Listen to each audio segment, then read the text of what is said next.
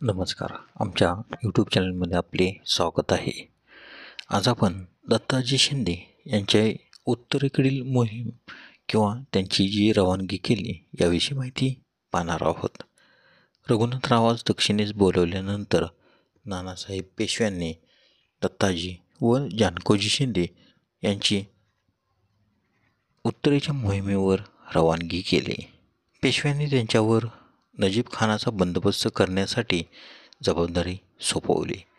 लाहोरचा बंदोबस्त करावा, हिंदू धर्मक्षेत्रे सोडवावी व बंगालपर्यंत मोहिमा काढून 1 कोटी रुपये वसूल करावेत इत्यादी जबाबदारी सोपवलेली दिसून येते. दक्षिणेत जात असतानाच रघुनाथरावाने दत्ताजीस नजीब खानाचा बंदोबस्त करणे आवश्यक असल्याचे सांगितलेले होते.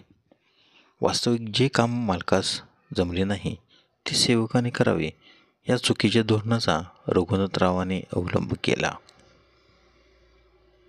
दत्ताजीने वजीर व बादशाह यांच्यातील भांडणे सोडवण्यात 3 महिने खर्ची घातले. यानंतर पंजाबचा बंदोबस्त केला.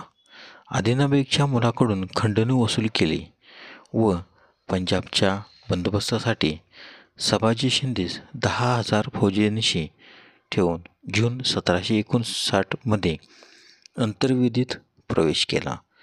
नजीब खानाला नष्ट करणे हा दत्ताजींचा हेतू होता असे दिसून येते. प्रथमतः दत्ताजीने पूर्व हिंदुस्थान जिंकण्याचे ठरवले. यासाठी गंगा नदीवर पुलाची आवश्यकता होती.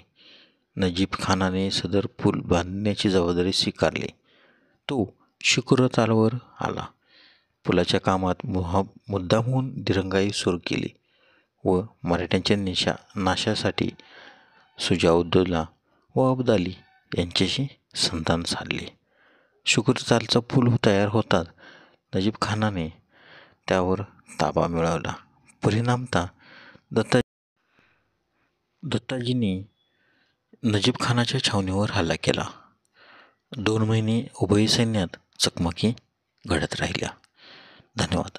आज आपण दत्ताजींची उत्तरेकडील मोहिमेविषयी माहिती पाहिली. उद्याच्या व्हिडिओमध्ये आपण अब्दालीची 5वी स्वारी व शुक्रतालची लढाई याविषयी माहिती पाहणार आहोत. धन्यवाद. व्हिडिओला लाईक करा, शेअर करा, कमेंट करा. धन्यवाद.